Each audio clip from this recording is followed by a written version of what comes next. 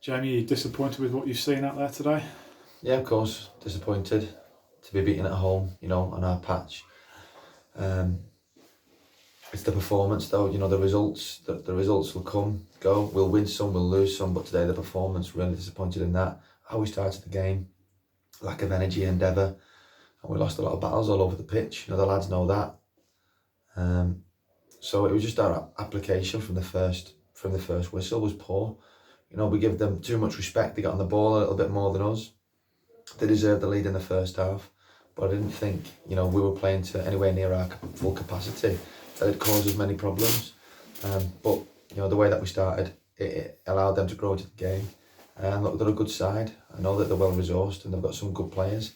And ultimately, they went in with a lead at half time and it looked like they could have come out second half and steamrolled. Now, the positive that we've taken out of today is that the lads have got a little bit of fire in their bellies and they've gone out and they've given it a good go.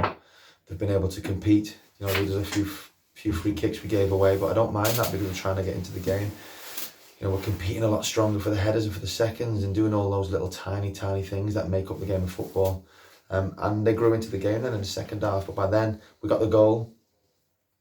But then we didn't really sustain a lot of pressure. I thought it was more us in the second half, and we did take it to them. But then they've obviously scored a fantastic free kick and have been able to sit in with a back three or a back four, even with wing backs then in the second half. So they didn't really need to do much apart from break on us.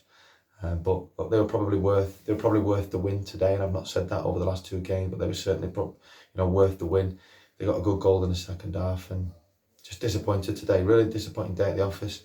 Now it's about how we show the character to bounce back after two tough defeats, and have we got that in us on Tuesday against York? I guess if we didn't know what the league was going to be about this year before York, we certainly do now after these two games. Oh yeah, absolutely. We've dropped down from the Conference National against big strong sides, and the two teams that we've come up against in the last two league games are York and Gloucester, and those two, we know that they're tipped to be up there, but those two could hold their own in the Conference National. Big strong typical conference sides who no nonsense, get the ball forward relatively quickly, and tough to play against. But I think that we've got what it takes to beat them, but not on today's performance. There was a new name on the team sheet today, or at least on the substitute bench, Tyler Garrett. Can you tell us a little bit about him, why you've signed him? Yeah, so Tyler's a local lad. He was in at Bolton as a kid. He played at Doncaster and Wimbledon. Played Championship, League One. Unfortunately, with the way that football's gone at the moment, he's found himself scratching around, looking for a club. He lives locally, so he's been in with training with us and showed excellent endeavour. He wants an opportunity, and I'm hoping that we can give him that and help the boy out, but also help us out at the same time. But he's got to wait for his chance to get into the side, and when he does, he's got to take it. I thought he did okay for us when he came on. Certainly on the front foot, looking to get balls into the box, and it might give us something a little bit different. But pleased to have him on board. He's an extra player in the squad, and we've got a young and experienced squad. We recognise that. So yeah, we've got him. Birchie came on as well and had a bit of an impact, trying to get forward, a little bit of a different dimension to us. And look, these players are going to be important to us. We've got a couple of young lads in from Preston on loan, who one of them's come on today. We've got Malachi on the bench, another 18-year-old boy who's coming through from the underage teams, which is positive for us, to be getting them on the bench. But you can see that we're still, to be able to compete, we've got to keep our 11, 12, 13 players fit, and that's going to be the challenge for us through the season. It is going to be a challenge now, isn't it? Because another Tuesday game coming up and another difficult one again against York City, this time in the FA Cup.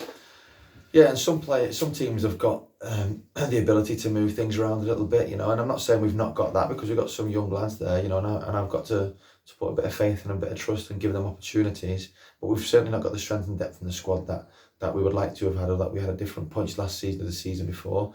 We know that that's a situation that we've got currently, and the club, Chorley, are supporting me, but at the same time, we've got to cut our cloth accordingly, and we've always said that. So, we are going to carry a small squad this year, and we are relying on some of the younger players coming through and trying to have an impact. And, that can be seen as a positive, because the boys in the 21s and the 18s are doing quite well. So, that pathway is truly there for them.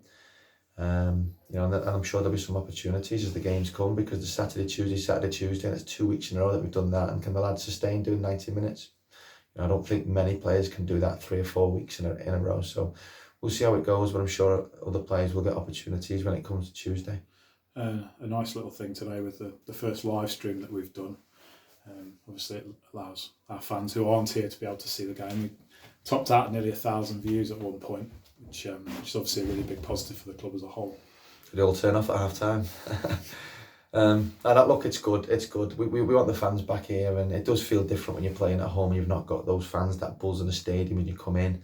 You know, we know it's the livelihood of some of these people, and our community are very much football-based community. On a good day, we can get 2,000 or 3,000 on here, so we know how much it means to them. And it's difficult for them when they're supporting from home. But you know, it's something different. The club are trying their very best. They're trying to cover all angles and giving opportunities. I believe there might be another one when we play away from home. They're looking at doing something as well. So yeah, great that they can watch and see something. But hopefully we can put on a better performance than that to give them something to shout about, whether that be in the bedroom, the living room, or the dining room.